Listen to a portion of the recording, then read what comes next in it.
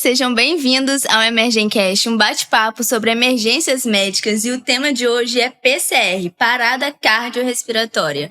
Hoje, Vitor e Pietro trocaram de lugar na mesa e serão entrevistados. Eu sou a Malu Brum. Eu sou a Malu Endringer. E hoje, pessoal, não tem condição, né, Vitinho? É um temazinho delicado e hoje a gente vai ter que... Tá do outro lado da força, né? Tem que mostrar o trabalho na mesa agora. Seremos bombardeados aqui nesse caso aí. Vambora, estamos aqui pra isso. Então vamos lá, minhas. Então vamos começar com um caso clínico. Bora. Estamos diante de um paciente masculino de 58 anos que tem um histórico de doença renal crônica em terapia dialítica, hipertensão e diabetes mellitus. Ele é trazido ao pronto-socorro pelo SAMU em parada cardiorrespiratória. Segundo familiares, o paciente fazia hemodiálise regularmente, mas não comparecia à clínica há cerca de 5 dias devido a dificuldades de transporte. Perfeito, já pegou algum caso desse? Perfeito, cara, já. Muito comum, né? Muito comum. Bom, o que chama atenção, primeira coisa, eu acho que Vitinho, cara, concorda comigo. A primeira coisa em relação à parada é você ter o básico do atendimento, né, Vitinho? BLS, né, cara? Por que a gente não é instruído disso desde que nasceu, né, velho?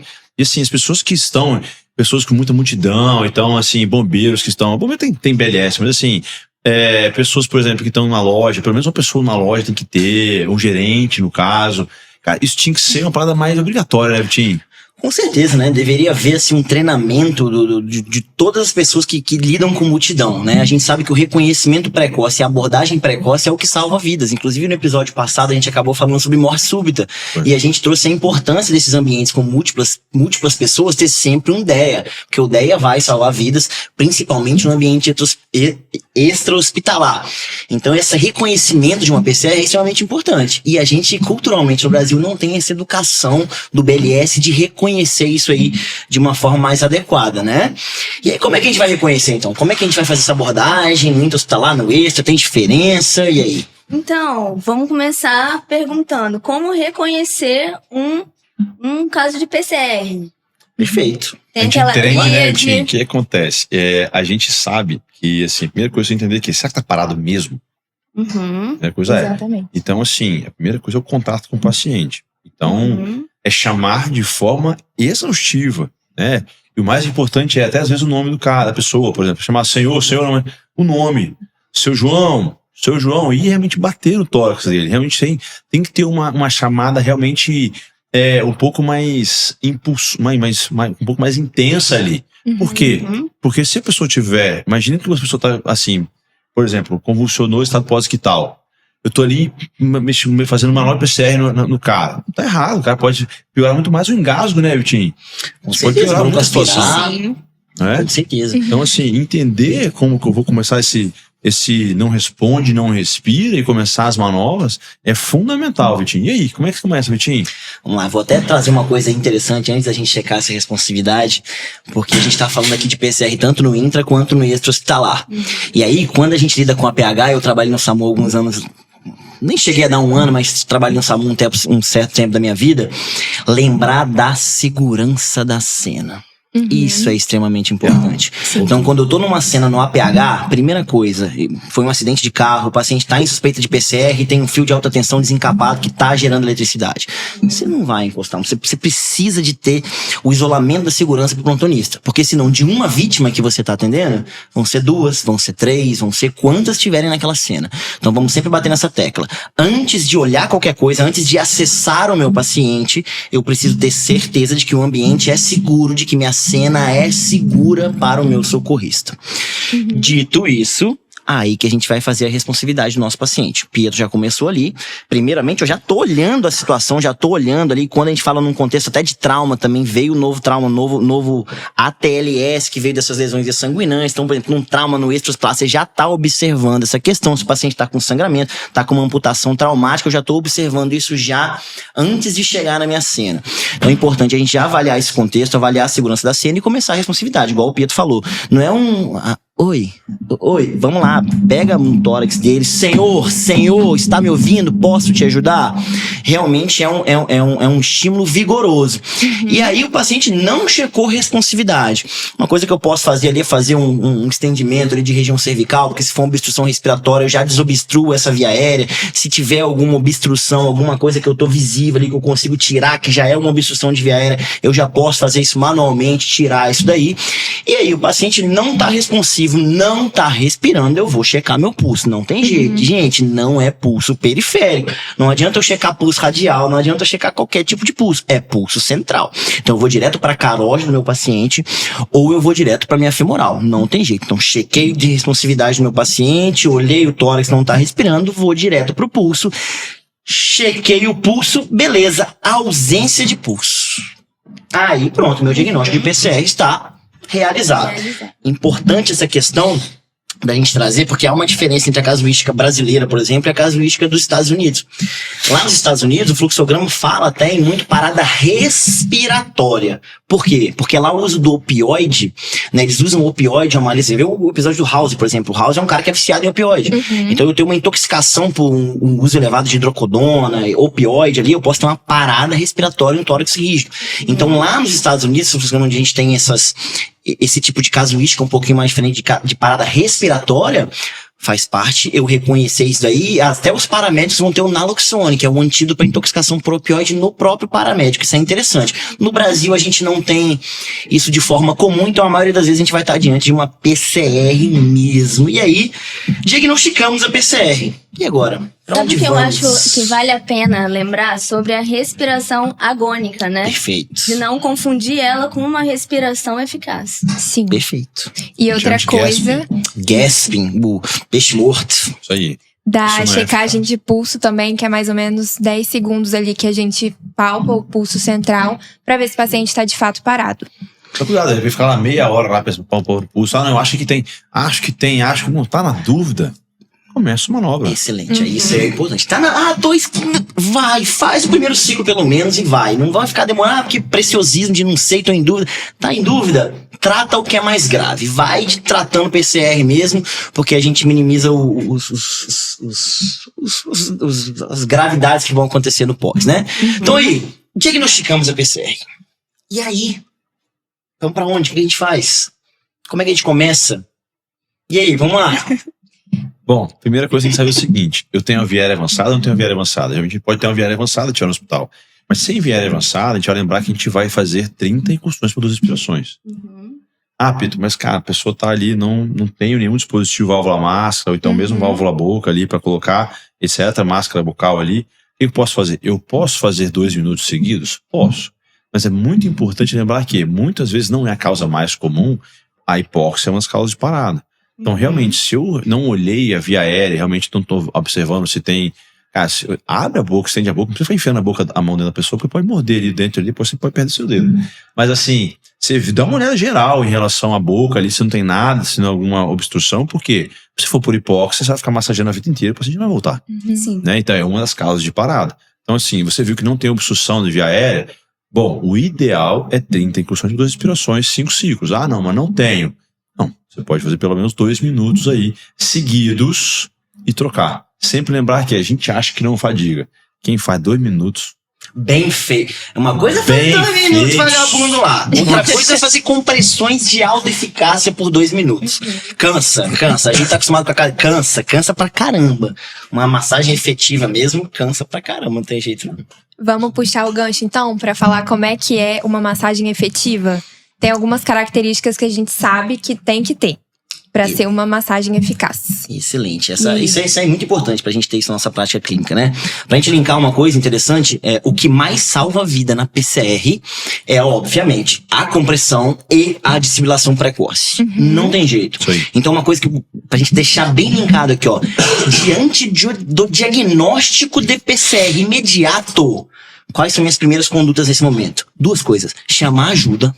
Então, se eu tiver no ambiente hospitalar, se essa ideia não chegar, por exemplo, se for uma causa de morte súbita, o paciente estiver fibrilando, você vai fazer massagem nesse cara 50, 60 minutos, esse cara não vai voltar. O que vai tirar ele dessa morte súbita abortada vai ser o desfibrilador. Então, tô num ambiente que eu não tenho estrutura, não tenho ninguém ali. No extra-hospitalar, por exemplo, diagnostiquei a PCR, cara, chame ajuda. Manda alguém, preciso que chame, liga pro SAMU, arruma um DEA, arruma qualquer coisa, enquanto você vai iniciar as compressões. Então, as compressões de alta eficácia e chamar ajuda pro DEA, pro desfibrilador estar disponível imediatamente, é o que a gente tem de melhor impacto na sobrevida desses pacientes. Então, diagnostiquei PCR igual, gente, chamar ajuda, já começa a compressão. Porque o DEA tem que chegar lá. Tem que chegar. Porque se for um ritmo chocável, que a gente vai falar mais pra frente, o que vai salvar a vida desse cara é a circulação precoce. Não tem jeito. E aí, Pedro, como é que a gente faz massagem, então? Cara, super tranquilo. A gente entendeu o seguinte. Primeira coisa, se eu comecei as massagens, eu não paro a massagem enquanto a gente não voltar. Agora, sem dúvida nenhuma, precisa de alguém pra pegar o DEA pra mim.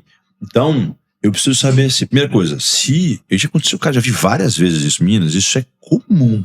Começar a massagem, chega depois de 2 minutos e fala assim, Pedro, estamos precisando de ajuda lá na RCP. Ninguém falou nada. Aí chega, todo mundo fazendo massagem e falei, cadê? Ritmo chocava ou não é? Pega o monitor. Sem sacanagem. Isso, meninas, é muito comum. A RCP começa a tentar fazer, mas ninguém se preocupa se o ritmo é chocável ou não é chocável. Entendeu? Porque na hora, eu sei, tem disso, né, Vitinho? Porque assim, na hora do estresse, adrenalina, começa a PCR, vamos fazer RCP, começa a fazer, e esquece de ver se o ritmo é chocável ou se não é. Se for chocável, resolveu na hora do choque. A gente resolve o choque com um choque, né, direitinho. Agora, se viu que não é chocável, aí sim, continua no normal de SCP. Bom, muito importante lembrar o seguinte, o que é uma SCP de boa qualidade? Primeiro, eu preciso de ter uma compressão torácica, lembrando que o ventrículo direito é a câmara mais anterior do tórax. Então, assim, eu vou comprimir basicamente o ventrículo direito. Sim. Só que o que acontece? Eu quero aumentar, mesmo que seja o mínimo, a pré-carga desse doente. Então, assim, eu vou lá fazer o quê? Estimular o ventrículo direito. Eu faço em torno de mais ou menos de 5 centímetros em relação à profundidade. Cuidado, porque não é pouco comum fraturar a costela. É muito comum, ainda mais pacientes muito magros, sarcopênicos. É coisa que pode acontecer. E se o paciente realmente estiver em vias de responder à PCR, vai continuar a manobra. Segue o jogo, entendeu? A RCP. Então, 5 centímetros em relação à profundidade. E a gente vai fazer a manobra lembrando que uma mão, ela vai estar em cima da outra, uma mão arcada em cima da outra, puxando essa base da mão para estar mais próxima em relação à parte anterior do tórax. Em torno mais ou menos a minha mamilar, nessa região aqui. Intermamilar. Então a gente vai colocar na região anterior do tórax, reto external seria maravilhoso, mas não consegue. Então, external, então entre os mamilos, e fazer aí 30 compressões por 2 respirações. Importante a gente lembrar que comecei a RCP, detectei RCP, eu vou continuar as PCRs. Muito bom. Detectei PCR, detectei PCR, eu vou continuar a RCP, lembrando que eu posso ter períodos em que eu posso parar um pouco a RCP? Posso. Por exemplo, eu preciso entubar meu paciente, estou com via aérea avançada, eu tenho até 10 segundos para entubar. Fiz um choque, vou continuar as RCPs, fiz 2 minutos. Eu posso ter 10 segundos para ver o pulso. Então, assim, eu tenho 10 segundos para cada tempo desse, para cada dispositivo ou então momento desse, mas eu tenho 10 segundos. Então, assim, por exemplo, pós-choque, 2 minutos de RCP. Se eu chequei o pulso em 2 segundos, não preciso ficar lá, tempão. Já sei que voltou. Ou chequei 3, 4 segundos, não voltou. Já vai, não precisa ficar esperando 10 segundos. Então, assim, se você tem essa sensibilidade em relação ao pulso e tal, mas o mais rápido é o seguinte, cara, é o mais rápido possível. Quanto mais tempo fazendo a RCP, é a maior chance do paciente manter fluxo cerebral. Exatamente, então, a compressão. Esse é um tema bem importante, assim, né? Principalmente pro pessoal que vai fazer prova de residência, né? Na prova prática, isso tem o costume, você tá fazendo o procedimento, o avaliador te pergunta alguma coisa, você tem que saber, né? Falar ali na hora o que seria uma PCR de alta qualidade. Agora, Vitor, sobre a sequência, eu tenho uma pergunta.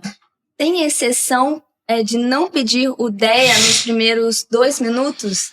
Na maioria das vezes, como eu não tenho meu diagnóstico inicial do ritmo que está acontecendo, uma coisa é uma PCR no extra-hospitalar, outra coisa é uma PCR no intra-hospitalar. Por exemplo, a maioria das causas no PCR no extra-hospitalar são ritmos chocáveis. Então o paciente teve uma morte súbita, teve uma dor torácica e ele acabou fazendo uma fibrilação, um ataque ventricular. Então ele vai para FV ou TV. O cara no intra-hospitalar não. Geralmente é um cara que está internado por uma sepse, por uma comorbidade, por alguma situação complicada ali, que ele está metabolicamente descompensado. Então a maioria das causas no intra-hospitalar, né, são causas de ritmo não chocáveis, são causas metabólicas. A gente vai pro 5H, 5T. E aí vamos lá, às vezes eu tô com esse paciente monitorizado, eu vi ele rebaixando na minha cara, rebaixou, e eu vi que ele entrou em, por exemplo, a sistolia na minha cara, no monitor. Poxa, esse cara, teoricamente, ele já tá me mostrando que o ritmo dele é um ritmo de não chocável. Então aí, se eu atrasar um pouquinho o desfibrilador, não tem problema, porque eu vi ele parando, eu vi o ritmo que ele parou. Ok. Mas no extra-hospitalar não tem jeito. Antes de entrar no hospital, eu tenho que ter o DEA de cara. Porque a maioria das causas do ritmo do extra-hospitalar são paradas em ritmo chocável. Então não tem jeito. O cara no extra-hospitalar chama o DEA. E outra coisa importante, só pra voltar uma coisa que o Pedro tava falando, sobre a compressão de alta qualidade, galera, a compressão não é feita com articulação de cotovelo, não. Só pra lembrar isso. O cotovelo, região hipotenar, igual o Pedro falou perfeitamente, o cotovelo fica reto no ângulo de 90 graus, o cotovelo fica reto e o braço fica no ângulo de 90 graus. O movimento é de quadril, é de cintura, né? Pra você realmente ter pressão ali pra fazer isso. Não é? Já vi gente fazendo malhando tríceps, fazendo massagem, malhando tríceps. Não é isso que a gente tem que fazer. Lembrar sempre desse posicionamento, eu tenho que fazer força nisso daí. E outra coisa importante, chegou o DEA. Ah, não. Peraí, eu tenho que terminar 2 minutos. E aí? Chegou o desfibrilador. Eu tenho que esperar 2 minutos. Não, peraí. Tô aqui contando, acabei de fazer o CLS ontem lá. É 2 minutos, é 2 minutos. Doutor, tem 15 segundos, tô aqui com o DEA na sua mão. Não, tem que passar 2. E aí? É assim que eu faço? Não. Já faz a DEA é prioridade. Não, perfeito. Chegou o DEA, você para tudo que você tá fazendo e vai checar esse ritmo. Não é pra esperar os 2 minutos. O DEA chegou, o DEA, ele é o rei. Você vai parar o que está fazendo, vai checar o ritmo do paciente e aí você vai definir sua conduta quando o DEA chegou. Então o DEA é o aço. Chegou o DEA, ele tem que ser utilizado imediatamente. Isso é importante. Um negócio maluco interessante é o seguinte, sempre o DEA, mas tem casos que a gente tem quase certeza que não precisa do DEA. Por exemplo, afogamento. Geralmente a gente sabe que é basicamente por, né, água, então a hipóxia. E criança. De criança também são cenários aí que a gente geralmente não precisa do DEA. Geralmente são sinais de hipóxia também. Então, assim, primeira coisa é calma, não é que não precisa, é que o DEA seria um pouquinho menos importante nesse caso. Então, assim, a primeira atenção não é o DEA, a primeira atenção é oxigênio. Cara, mas assim, oxigênio, mas o DEA tá aqui. Entendeu? Se tem os dois juntos, coloca os dois juntos. Entendeu? Nenhum atrasa o DEA. Nunca atrasa o DEA. A verdade é essa. Entendi. Eu tinha visto que quando, no caso de asfixia, você poderia aguardar pelo menos 2 minutos fazendo, né? Isso aí. Se tem os dois, sem dúvida nenhuma, você pode fazer 2 coisas. Então você pode, por exemplo, faz um PCR, faz uma nova RCP e o oxigênio. Cara, não voltou 2 minutos? Aí o DEA é sempre muito importante. Perfeito, isso. Mas sem dúvida nenhuma, asfixia, afogamento, crianças, geralmente a causa mais comum é a hipóxia. Então a gente tem a tendência de sempre atenção ao oxigênio em primeiro lugar. O Vitor falou um pouco dos ritmos, né? Só pra lembrar que a gente tem, então, os ritmos chocáveis e os não chocáveis. O DEA, ele não é um monitor, então ele não vai te mostrar o ritmo. Ele só fala, administre o choque ou não. De chocável, então, tem ataque ventricular, sem pulso e a fibrilação ventricular. E os não chocáveis é o AESP e a sistolia, né? Perfeito, brilhante, é isso aí. A AESP e a sistolia, sendo a sistolia o ritmo mais trágico e o mais associado à mortalidade, né? O ritmo que a gente não quer, que é a danadinha da linha reta, né, Pietro? Isso aí. Essa aí que é o que nós não queremos, né? E sobre a linha reta. Geralmente a sistolia é quando a gente pega uma PCR que já tá meio prolongada, ou então o paciente mais já tem muita comorbidade, muita coisa grave. Então, assim, é tendência muito grande de você não ter sucesso. Isso. Tá? Mas isso não quer dizer que você vai desistir do paciente, né? Então você sempre tem, seguindo os protocolos muito bem feitos, estabelecidos e com o tempo, né? Que o paciente vai começando a mostrar Igor Mortis, né? Midríase fixa, a gente começa a entender que tá passando o seu período. Mas fazer o máximo que a gente puder, o tempo o máximo que puder, porque a gente sabe que tem pacientes, né, sem dúvida nenhuma, tem pacientes paliativos. A gente vai respeitar esse processo de fim de vida. Mas tem pacientes, sem dúvida nenhuma, 80, 90 anos, que são muito ativos, são muito fortes e que, sem dúvida nenhuma, quantas vezes podem se beneficiar de né, viver um pouquinho mais, né? Então é individualizado, né? Sem dúvida. E aí você vê a sistolia e aí? Você pode Interessante. confiar, tem algum protocolo. Temos um protocolo com nome feio. Brasileiro Nome feio. inventou um nome Vamos ruim. falar que é o protocolo da cagada, né? Que a gente vai, pra não fazer cagada, faça o protocolo da cagada. Que a gente vai checar cabos, ganhos e derivação, né? Porque às vezes a sua derivação aí tá numa derivação que não tá pegando bem, tá com mau contato, o ganho do monitor tá baixo, do desfibrilador tá baixo, você acaba vendo um pequeno atividade elétrica, mas na linha do monitor a gente tá com linha reta ali, eu acabei de, não, é sistolia, decretei um óbito e às vezes eu tenho alguma coisa alterada. Então, checar sempre cabos, ganhos, derivações, né? Que aí fica, o brasileiro gosta de inventar nome das coisas, fica o protocolo cagada, faço o protocolo cagada, cheque ganhos, derivações e cabos para não fazer cagada. Então, sempre lembrar dessa consideração que é importante, esse nome feio que o povo gosta de inventar, né? Agora, voltando para o nosso caso clínico, é muito interessante, que é o seguinte, tem um paciente. Isso é muito maneiro, porque assim, o que acontece? 5H5Ts. Cara, vocês não tem que ficar, será que é? Vamos lá. Meninos, assistolia, 2 minutos. Agora vamos parar, vamos ver toda. Não precisa disso. Pô, existe um direcionamento em relação a uma história clínica. Sempre muito importante. Pô, parou. Qual é a história clínica do paciente? Tá alguém fazendo uma RCP? Qual é a história clínica do paciente? O que aconteceu? O que ele faz? Cara, aconteceu isso comigo lá no Evangelho. Eu tô na cardiologia. Chamado, um enfermeiro falou assim: doutor, vai lá que os clínicos estão batendo cabeça, tá precisando de ajuda lá. Saí correndo, fui pra lá. E aí do clínico, hein? Tem clínico que não bate cabeça, não. exatamente. Vou puxar pro meu lado aqui. Ou se- Você não vem de graça, não. Vem de graça, não. Eu defendo meu time, rapaz. Vai lá. Então, mas o clínico não tava tão com expertise assim. Entendi. E aí, O clínico não ouviu o Emergencast, então. não via, cara. Beleza. Não ouvia. E Beleza. aí aconteceu. O paciente de 50 e poucos anos de idade, essa história clínica, DRC dialítico, 2 semanas para de diálise, chegou em parada cardiorrespiratória. E aí é coisa mais interessante, né? Tava fazendo RCP e eu falei: cadê o ritmo? Cadê o monitor? Aí o desfibrilador não tava lá. Eu falei: não, vou botar o desfibrilador aqui. Era um FV. Entendeu? Então, sem dúvida nenhuma, qual que é a principal hipótese? Hipercalemia. Primeira, segunda, terceira, quarta e quinta. Hipercalemia. Aí nesse caso não tem jeito, não. Entendeu? Hipercalemia. Sim. Então, assim, o paciente era. Na verdade, o que aconteceu? Era uma ESP, foi feito gluconato de cálcio, ele fez um FV, chocou e estava em ritmo sinusal. Então, assim. Então, é isso que a gente está falando. Os 5H5T são fundamentais, você saber de todos eles, precisa lembrar deles. Mas não é pra ficar lembrando, vamos lá, pessoal, vamos lembrar de todos aqui que pode ser um deles. Não, vamos direcionar com a história clínica do paciente. Lembrando que, quando você tem muito tempo de PCR, o que acontece com o paciente? Acidose metabólica. A acidose vai ser um H que vai ficar na manga aqui. E o cara não tá voltando. Cada maior tempo em PCR, maior tempo de acidose. Então, sem dúvida nenhuma, tá em dúvida, não tá voltando, cara, bota na mão, porque vai precisar de bicarbonato aí, né, Vitinho? Com certeza, tem que lembrar dos 5H5Ts, né?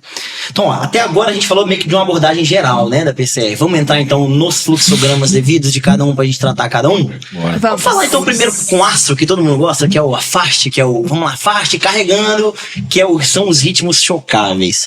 Então vamos voltar para esse paciente ali que a gente diagnosticou a PCR, e aí a gente chegou o DEA, imediatamente, o colega ouviu o episódio do Emergencast, ele sabe que imediatamente que o DEA chegou, ele vai ser colocado o ritmo lá bonitinho.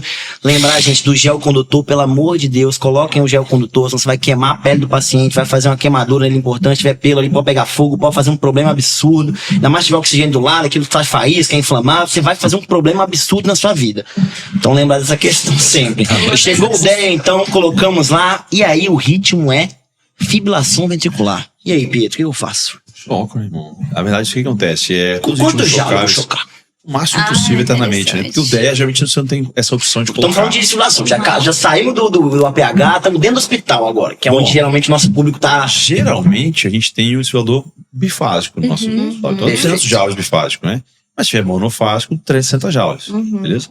Mas geralmente é a maior carga que você tiver no planeta. Você tá parado. Então, assim, vai rodando. Quando parar de rodar, você dá o choque no paciente. E lembrando o seguinte, é importante que vocês não deem um choque de costa e só. Então, façam uma pressão no tórax, 1, 2 kg, 3 kg de pressão ali. Entendi. É muito importante que vocês sejam, assim, ativos no choque, porque se tiver pega muito superficial em relação à pele, o choque vai ser menos efetivo. Então, faça a pressãozinha, com as mãos, as pás, no tórax do paciente, para que o choque seja um pouquinho mais intenso ali. Entendeu? Fecha E na circuito. PCR cardiologista, eu desfibilo ou eu cardioverto? Qual que é a Qual diferença que é a disso aí, hein? Então, lembrando que é o seguinte, né? Se o cardioverter um ritmo que não existe. Não existe, né? Não existe, verdade. é complicado, né? Então, assim, se eu tenho um ritmo bom, vamos lá. Se eu tenho ataque ventricular monomórfica sustentada, até posso tentar cardioverter. Com Só pulso, que- gente, com pulso. Com Tem pulso, tem que ter pulso aí. Se eu não tenho pulso, não tem conversa. Acabou. Sim. Não tenho Desfibrilação. pulso, não tenho conversa.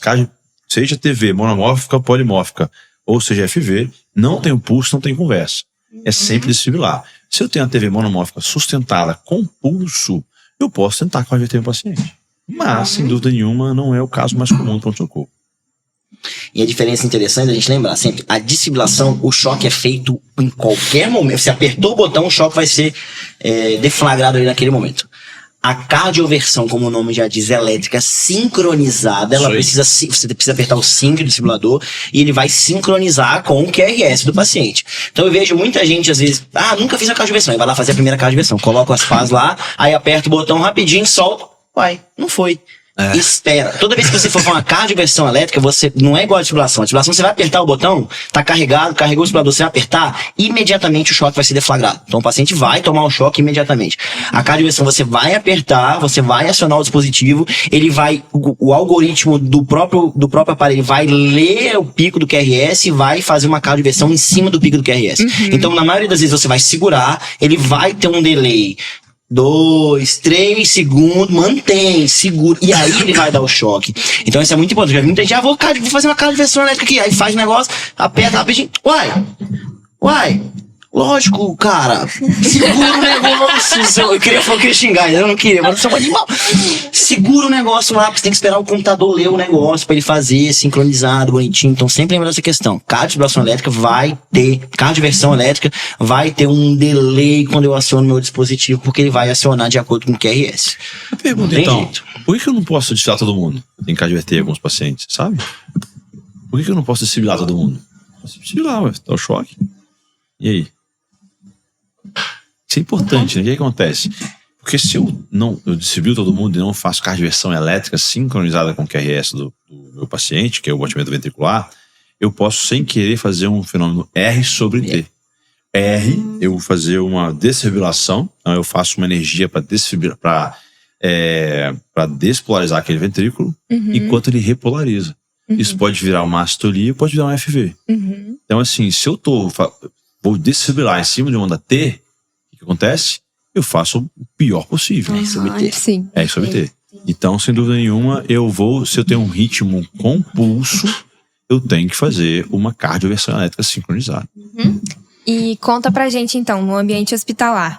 Diagnosticamos um ritmo chocável, administramos o choque, iniciamos a massagem. E sobre as drogas que a gente pode usar? Tem alguma diferença de ritmo chocável, não chocável? Perfeito.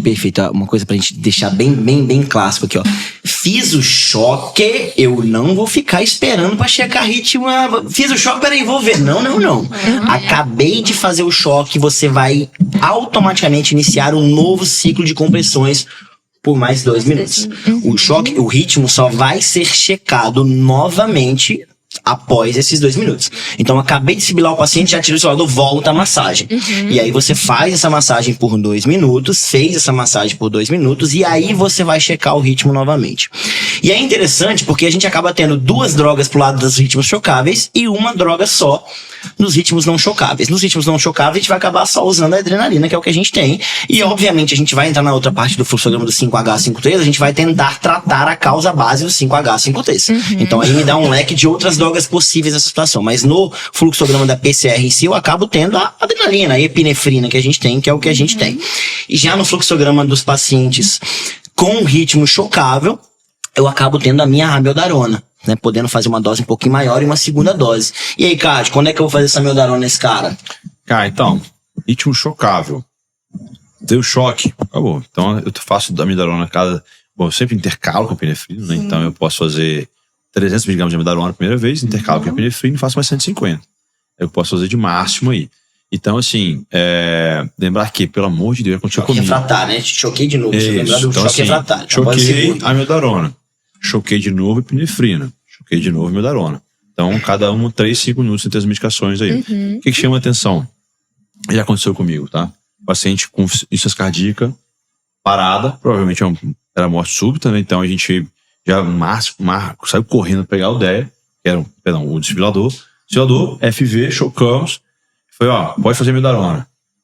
E aí, 2 ampolas. E aí, nada de fazer, velho. Nada de fazer. CP, nada de fazer.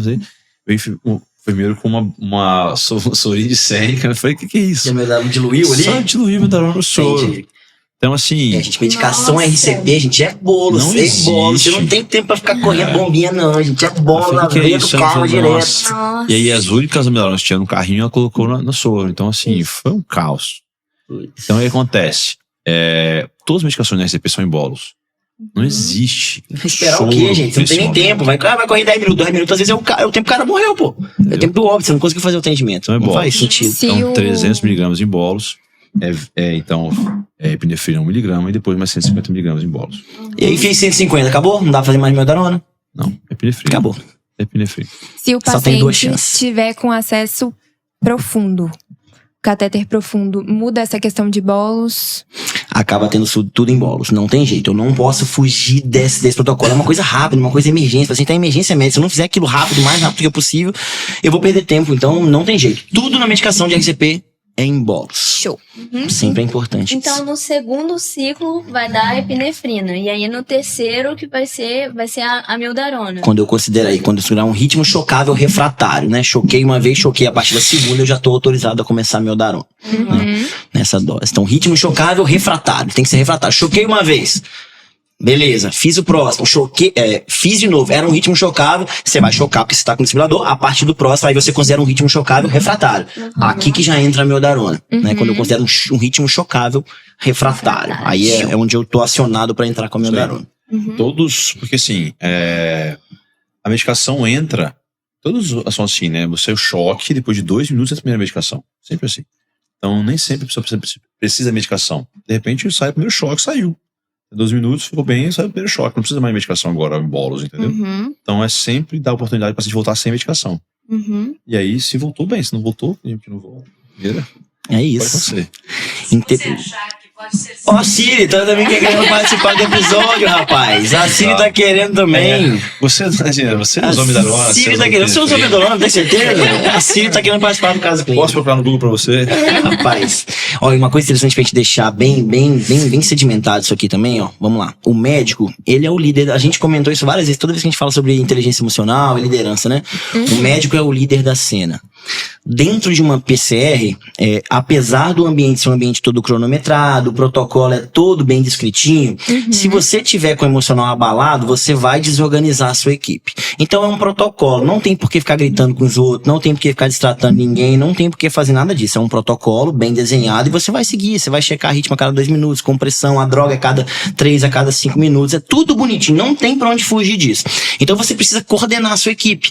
Você vai ter geralmente o fisioterapeuta que vai estar na via aérea, então você vai pedir, faz uma a cada 6 segundos de ventilação. Você vai ter que ficar visualizando você como médico ali, trocar quem tá cansado, você já fez massagem, vai o próximo, a gente já fica ligado, falta 10 segundos, deu 2 minutos, checa ritmo, não deu, volta a massagem, você agora, vai o outro.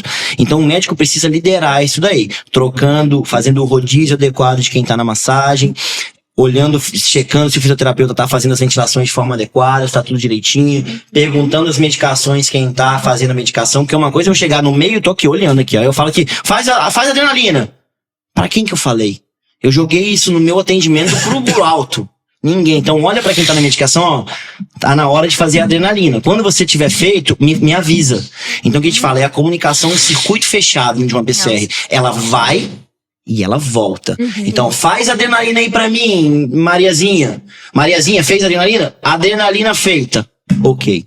Isso é uma comunicação em circuito fechado. Então você vai direcionar orientações para as pessoas que estão no meio da PCR, que estão naquele atendimento multidisciplinar, com ida e com volta. Isso é muito. Você não vai jogar. Pega o desfibrilador aí. Para quem que você falou? Tem alguém que foi lá, que foi pegar o desfibrilador? Então sempre fale com alguém, aponte pra pessoa e peça a resposta depois. E aí, fez? E aí, não fez? Por que não fez? Falta quanto tempo? Então sempre é importante essa organização para não virar um caos. Porque senão vira um caos. Sim. Porque uma parada, gente, não tem, assim, eu já vi paradas ridículas de condução e já vi paradas lindas de uma condução. Que tipo assim, ninguém nem levou a voz. Eu já vi gente atendendo com gritaria, com coisa feia, a equipe fica toda estressada e não sei o que, aí um xingando o outro. Cara, quem sofre é o paciente que tá lá. Você tá sofrendo muito. E grande chance, muitas vezes, técnicos, dos enfermeiros, se machucarem, né? Correria. Sim, não tira o ventilador, toma choque. Cara, então não tem porquê. Agulha, porque tá muito estressante, não precisa estressar. Não tem porquê. Então, assim, até pra segurança da própria equipe, né? Isso aí, acalma a sua equipe, lidere com uma forma, com inteligência emocional, vai pedindo, sem levantar a voz, sem ficar gritando, sem ficar destratando ninguém. Cara, é um time, e você coordenando o seu time, quem vai ter o melhor benefício ali é o seu paciente, não tem jeito, não é pra ficar, não é uma competição, né? É um trabalho em equipe e a saúde demanda isso. Então isso é muito importante. Eu vejo PCRs que eu falo assim, cara, que isso, gente? Que isso que tá acontecendo aqui, cara? Não faz sentido isso. Parece um circo. Parece um circo, cara. Aí tem outro... Nossa, não gosto nem de falar essas coisas, que eu já vi umas PCRs, pelo amor de Deus. Mas então é importante essa questão da coordenação, né? Então acho que a gente falou bem então dos ritmos chocáveis agora, né? Vamos pro outro lado do fluxograma agora, os danados da assistolia e AESP, atividade elétrica sem pulso. E aí, o que muda nesse fluxograma, hein? O que muda, Pietro? Bom, primeira coisa, a gente tem que lembrar o seguinte, se eu tiver um eco point of care, é massa. Porque, às vezes, a AESP a gente chama de pseudo-AESP. Será que esse paciente está batendo fininha ali? Então, um point of care, que a gente possa colocar numa loja aqui subcostal, a gente consegue colocar acesso, muitas vezes um AESP é um pseudo-AESP. Isso é massa. Agora, pode ser uma AESP mesmo. Então, assim, realmente é uma AESP. E aí a gente tem que manter sempre a epinefrina, né? Lembrar dos intervalos, 3 a 5 minutos. Então, geralmente a gente faz um ciclo sim, um ciclo não, né? Então vai bater direitinho, em torno de 4 minutos aí. E aí chama atenção a gente começar a pensar a 5T. A história clínica do paciente é fundamental. Então, como a gente falou, pode ser uma AESP por uma hipercalemia, pode ser uma acidose metabólica, pode ser um pneumotórax, pode ser um monte de coisa. Mas a gente precisa saber disso. Então, assim, a história clínica do paciente, sem dúvida nenhuma. Será que é um paciente que, por exemplo, tinha um tratamento de tuberculose, fez uma bolha, um pouco a bolha, fez um pneumotórax, será? A gente tem que saber a história, é muito importante. Por exemplo, uma intoxicação digitálica, era uma insuficiência cardíaca, né, enfim. E aí a gente vai pro 5H5T. Vamos lá, cadê? Deixa as meninas falar, então. Vamos lá, vocês. Que negócio é esse 5H5T? Vou deixar vocês, então. Vai lá. Brilhem. São não tremam, não tremam. Não tremam. Agora eu vou tremer. Vai lá. São algumas causas que a gente pode pensar que desencadeiam uma parada. Então, por exemplo, H+, que seria a acidose. Perfeito. Tem a hipóxia, hipovolemia, hipo ou hipercalemia. Eu esqueci o último. Tá justo. É de temperatura. Hipotermia, perfeito. Pneumotórax, infarto. Aí lembra que esse pneumotórax vem de tensão no tórax, né? Por isso que vem o macete do T, pneumotórax, tensão no tórax. Eu teve trombose. Isso, lembra que o T é meio roubado. Lembra disso, T é meio roubado. TEP. Perfeito. Tóxicos. Falta um, né? Tamponamento cardíaco na próxima, é isso aí. Então vamos lá, cada um desses vai acabar tendo um tratamento específico, né? Então a gente tem essas causas bem enumeradas aí e a gente vai, naquele momento da PCR, naquele momento, pensar o que pode estar acontecendo. É lógico que as outras causas, tamponamento cardíaco, então você vai ter alguma coisa na sua história clínica que vai te direcionar para esse raciocínio. Por exemplo, é um paciente que teve um trauma torácico com uma alta cinética e aí ele vem para você com uma PCR. Poxa, ele pode ter tido um trauma torácico, uma contusão importante, ele tá com um ferimento penetrante, por exemplo, que fez uma perfuração de miocárdio mesmo, de coração, e aquilo sanguinou e ele fez um tamponamento cardíaco, um hemopericárdio. Então, um TEP, ele vai ter uma história, talvez uma dispneia súbita, que começou diferente, aí ele se encopou rápido e tal. Então, ele vai ter alguma coisa que vai te direcionar um pneumotórax, foi um negócio pós-expulsão, ou foi um trauma torácico de alta energia. Então, ele vai, tipo, um infarto, teve uma trombose coronariana, teve um infarto ali, ele teve uma dor torácica, uma morte súbita, botou a mão no peito e caiu.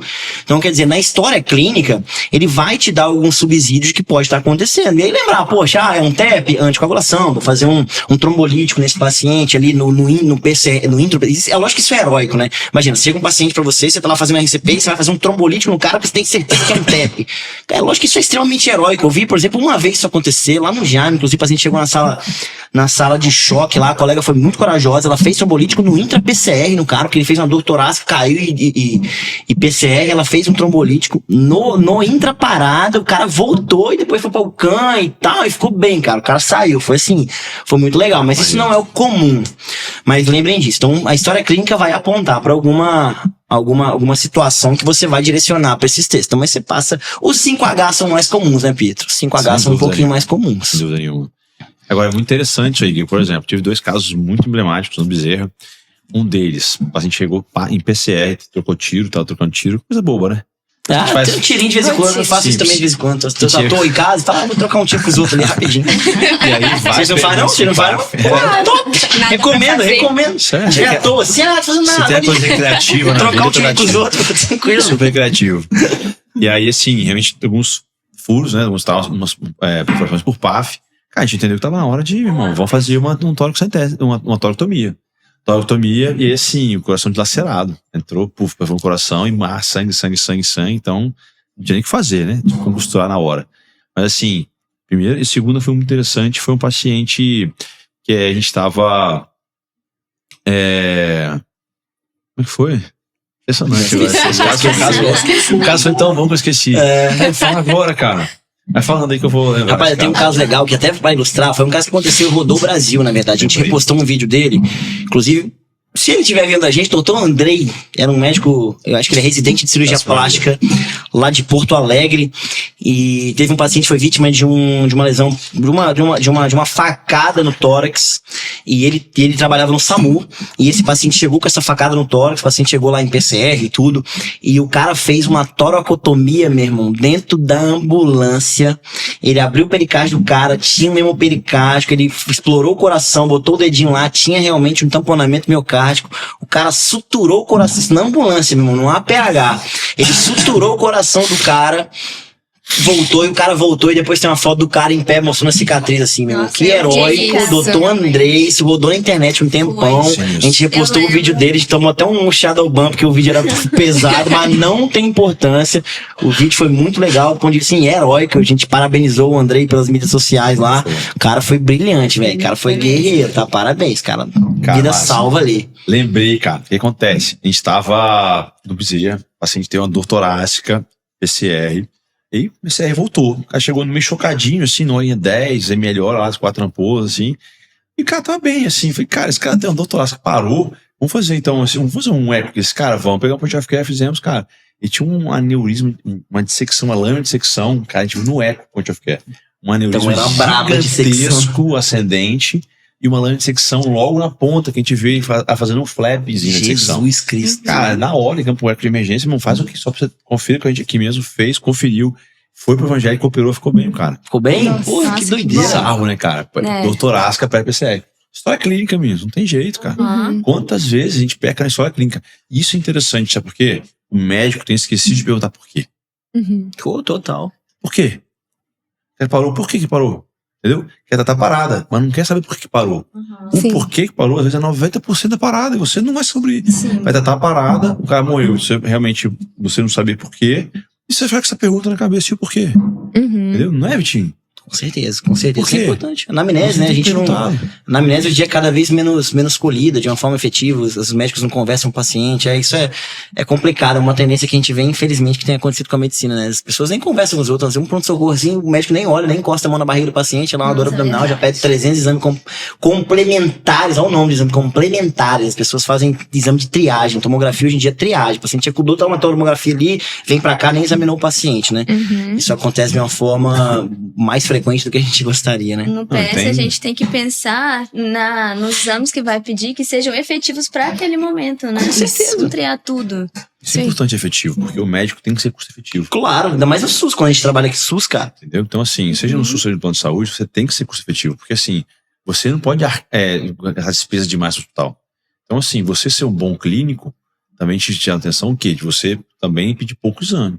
Não precisa também ficar assim, não, só pode pedir hemograma e função renal. Não existe, né? Então, assim, infelizmente, tem alguns lugares que tem uma limitação em relação a isso, é uma péssima prática. Porque não é limitar exame que você vai fazer um cara ser bom ou ruim, mas escolher um bom profissional. Então, assim, esse cara vai saber ser mais crítico possível para pedir o menos exame possível. Porque aí sim se baseia em relação à parte clínica dele. E aí vamos continuando então o assunto. Acho que a gente falou bastante de PCR já. Vamos falar uma coisa interessante que eu acho que é a dúvida de todo mundo que tá ali começando nessa área da saúde e do atendimento. Quando que a gente vai suspender a RCP? Quando que eu vou entender que esse paciente não vai voltar mais e tá na hora de eu suspender a RCP e eu vou parar e vou declarar o óbito? Isso é importante, né? Isso é uma coisa que eu acho que você pega esse feeling com o tempo, é óbvio que não tem como você acabei de formar, já vou saber exatamente a hora de parar e tal. Isso pega o feeling com o tempo, atendendo várias PCRs, mas é um medo de vários recém-formados, né? O cara fica ali fazendo de 88 anos de idade, já tem DRC, já é camada de AVC, já não sei o que, o cara fez uma PCR, o cara faz 1h40 de RCP no cara. O cara já partiu daquela pra melhor ali há muito tempo, né? Então, Pedro, que parâmetros eu vou considerar pra suspender uma RCP, cara? Pra entender que parei. Cara, porque assim, lembrar que é o seguinte, quando a gente tá fazendo, olha a visão que tem que ter, é o seguinte, quando você começa uma PCR, você detecta uma PCR, então você começa uma RCP, você tem que lembrar o seguinte, cara, você causa dor no paciente. Chocar é dor. A massagem, né, que a gente uma nova gestão cardiorrespiratória, pode quebrar a costela, como eu falei. Então é dor. Então, assim, você vai causar bastante intensidade naquele ali para quem realmente, por muito tempo, quem realmente tem uma viabilidade em relação à sua vida. Imagina você, cara, 80, 90 anos de idade, paciente mais frágil, tá no RCP ali, quebrando, fraturando um monte de costela, vamos ficar 2 horas aqui. Cara, e porventura esse cara volta. Esse cara volta como? Arrebentado. Então, assim, umas coisas importantes, a gente começar a ver os sinais do paciente. Primeira coisa, refratariedade. Tá começando a ver, cara, choquei, cara, o ritmo agora não é mais chocável. O ritmo agora, a desfibrilação, ela se desintegrou. Agora é um ritmo não chocável, mas é a sistolia. Então você começa a ficar um pouco mais complicado, porque agora, para voltar, é um pouco mais difícil. Aí começa a ter parâmetros clínicos, então amidríase, o paciente começa a olhar com amidriático, o paciente começa a ter um pouco mais de rigor, um tempo mais pálido. Então, assim, começa a chamar atenção que você tá, assim, já passou o seu momento, entendeu? Uhum. E muitas vezes a história clínica do paciente. Muitas vezes a família entende que aquele não é o momento daquele paciente. Que aquele momento é assim, faz o que puder e tal, mas assim, o paciente sofreu muito, viveu muito bem e tal. Então, agora respeitar esse processo. Então, também tem uma congruência com os familiares. Ajuda muito, né, Vitinho? Sim, Pedro foi perfeito, eu acho. Ele falou da midríase ali, os parâmetros clínicos, olhar o paciente que vai começar a ficar mosqueado, então ele já tá ali com começa, às vezes o rigor morte demora um pouquinho pra vir, mas tem esse mosqueamento da pele, a midríase fixa já. Aí você olha também o contexto que esse paciente é inserido. Poxa, já é um paciente que ele tinha, uma coisa é uma PCR num cara de 26 anos, 27 anos de idade. Uma coisa é PCR num paciente de 90. Então, quer dizer, esse cara de 26 anos de idade, imagina, ele tava jogando bola, um cara totalmente nítido, sem nada, ele fez uma PCR, chegou em PCR na sala de choque, você tá conduzindo ele aqui com 25 anos de idade sem comorbidade. Poxa, esse cara, eu vou fazer por mais tempo, não tem jeito, eu vou tentar 40 minutos, 1 hora tentar voltar esse cara. Outro contexto, paciente afogado. O paciente afogado, ele faz uma hipotermia debaixo d'água. E essa hipotermia a gente sabe que é neuroprotetora. Então ele é um cara que me permite fazer mais tempo de massagem, esse cara volta sem sequela. Uhum. É porque meu grande problema de fazer uma RCP de conduzir uma PCR por muito tempo é fazer encefalopatia hipóxia isquêmica. E depois o paciente fica com uma situação neurológica irreversível, né, associada à encefalopatia hipóxia isquêmica. E a gente sabe que o paciente afogado, ele tem essa neuroproteção. Então, sempre é importante ver o contexto. É um paciente jovem sem comorbidades, ou é um paciente que já tem, igual o nosso caso clínico lá, já é um paciente em DRC, ele tem uma fração de ejeção, por exemplo, de 30%, ele infartou de novo. Pô, esse coração não vai voltar, cara. Se ele tem uma fração de ejeção de 30% e ele infartou de novo, perdeu mais miocárdio, fibrosou parede miocárdica, não tem coração que volte pra esse cara. Então você vai tentar fazer um pouquinho ali e tal, pra dar conforto pra família e beleza, olha, entendi, a gente não ganha todas. Declara com dignidade ali o óbito, hora do óbito, fecha lá direitinho, ó, infelizmente, agradece sua equipe, não deu dessa vez, vai descansar e tudo, né? Então é importante a idade do paciente, o contexto que está inserido, as comorbidades e a causa da PCR. E é isso a gente vai registrar. E não existe receita de bolo aqui. Não existe, esse aqui é 10 minutos, esse aqui é 20, esse aqui é 30, esse aqui é... Não existe receita de bolo. A RCP que eu já fiquei mais fazendo tempo foi uma paciente de 1 hora. Eu fiquei fazendo 1 hora uma RCP, porque olha que contexto desgraçado. Eu tinha pouco tempo de formado, acho que eu tinha uns 2, 3 anos de formado, tava na sala vermelha lá do Jaime, e aí chegou uma menina puérpera, 17 anos de idade, que tinha 20 dias que ela tinha tido filho. E ela fez uma pneumonia, que eu nunca vi uma pneumonia tão brutal na minha vida, que ela veio uma choque sepsis foco pulmonar de uma UPA de um interior aí. E assim, era absurda a sepsis dela. Pra você ter uma ideia, a gente colocava ela no ventilador, o pulmão dela tava tão hepatizado, tava tão consolidado, que ela não saturava bem. O pulmão dela tava totalmente, parecia um fígado na tomografia. E aí, a gente botava no ventilador desaturado, falei, bicho, que isso? Eu preciso anteceder essa menina, preciso estudar o que tá acontecendo aqui. Aí eu botei roupa de chumbo, eu fui embusando ela pra fazer a tomografia, vi essa tomografia e vi, bicho, esse pulmão aqui Não tem o que fazer. Mas, poxa, olha o contexto. Menina de 17 anos, acabou de ter filhinha de 20 anos. Na hora que ela parou, eu fiquei doido, pô. Eu juntei todo mundo, fiquei, nossa, saiu minha equipe assim, ó, todo mundo suando. Eu fiquei 1 hora em cima dela. Falei, bicho, é o que eu tenho pra fazer por ela aqui nessa situação, né? 1 hora é muito? Mas nesse contexto, poxa, era o que eu tinha pra fazer. Fiquei arrasado, mas enfim, era o que tinha pra fazer. Agora eu não teria talvez a mesma coisa. Um cara que já tem um monte de comorbidade, 90 anos de idade, já é diferente. Não existe essa receita de bolo, é o feeling, não tem jeito, é o feeling. É interessante, né? Quantas vezes a gente tem história de uma RCP de muito boa qualidade, depois de 40 minutos o cara volta em sequela. Acontece. Não é tão comum, mas acontece. Não são relatos, são infrequentes, mas não são raríssimos. Exato, então, assim, às vezes, uma SCP de muito boa qualidade, já a paciente, cara, viu viabilidade, 40 minutos ali, o paciente volta sem sequela nenhuma. Então, assim, sempre, sem dúvida nenhuma, determinou um tempo, faça o melhor possível, troca 2 minutos, seja muito protocolar em todo atendimento, porque isso faz diferença na vida do paciente. Ah, não voltou, você fez o máximo que você pôde. Agora, o fazer mais ou menos vai fazer com que o cara volte com encefalopatia. E aí, acabou com a vida do cara. É irreversível. Faz diferença no prognóstico do paciente também. Então, com certeza. Agora, o paciente voltou. Como é que é? Acabou ali? Tem Cuidados pós-PCR, muito bom. Isso, inclusive, todo mundo que faz o ACLS de treinamento, depois que o paciente volta lá na simulação, ele tem os cuidados pós-PCR, né? Isso é interessante. Sempre lembrar disso. O paciente, se possível, obviamente a gente tem uma realidade de Brasil em termos de disponibilidade de leitos de UTI, que não é a realidade que a gente gostaria que tivesse no mundo inteiro. Então, por exemplo, esse paciente que voltou de uma PCR, UTI, obviamente, se ele tiver condição hemodinâmica de ser transportado para uma UTI. Se esse paciente voltou, eu tô tentando otimizar, aí, sei lá, fiz uma APM nesse cara, esse cara tá com nora, sei lá, 60 dobrado, vasopressina não tá todo cheio de vaso, você não pode encostar nele, o cara para de novo. Você não vai mexer nesse cara, não. Você vai deixar ele quietinho, porque a chance que ele tem do organismo dele se dar uma reequilibrada ali é deixar ele quietinho, sem mexer. Então, se ele tiver condição hemodinâmica para transporte, esse pós é feito em terapia intensiva. Em grande parte das PCRs, poxa, eu acabei de ter um cérebro que entrou num sofrimento cerebral importante, porque eu fiz uma hipoperfusão cerebral e a gente vai acabar fazendo. Se o paciente não voltar comatoso, voltar começando a se agitar, começando a saber que ele voltou e ele começou a competir com o ventilador e tal, cara, é de boa prática você dar uma sedadinha nele nesses próximos dias. Segura esse cérebro aí por um pouquinho, ele já sofreu demais, ele já foi hipoxemiado, você quer que esse cérebro fique agitando, que ele fique mordendo o tubo, cara, segura, dá uma estabilizada no cara, deixa ele entregue na ventilação mecânica, diminui o gasto do VO2, que é esse gasto energético de oxigênio que o paciente tem quando tá agitado, deixa ele sedadinho um pouquinho, compensa a hemodinâmica, aí vai pedir um monte de exame pós-parada, você vai ver como é que tá a gás desse doente, vai ver como é que tá, se tem, fazer o diagnóstico diferencial aqui agora, se tem um pneumotórax, se tem alguma coisa que aconteceu, pra estabilizar esse cara. Acaba sendo um cuidado de terapia intensiva, tendo cuidado para essa questão da agitação. Protege um pouquinho o cérebro desse cara nesse momento. Faz a estabilidade hemodinâmica desse cara, compensa ele metabolicamente e depois passa para o seu diagnóstico diferencial para tratar a causa base. E, de preferência, isso é feito em terapia intensiva, obviamente, se o paciente tiver condição hemodinâmica para o transporte, né? Acaba sendo esses os principais cuidados que a gente tem pós-PCR nesse momento, né? Excelente. Vamos fechar, então, o caso... Né? Pra gente fechar, acho que a gente falou bastante coisa. Acho que é bom agora a gente fechar o caso. Vamos voltar pro caso pra gente ver qual foi o provável causa. Vai lá, lê de novo o caso pra gente fazer o fechamento aqui, então, do caso clínico. Deixa eu pegar aqui. Vamos lá. Então, era um paciente masculino de 58 anos, com histórico de DRC, em terapia dialítica, hipertensão e diabetes. Foi trazido ao pronto-socorro pelo SAMU, em parada cardiorrespiratória, em AESP.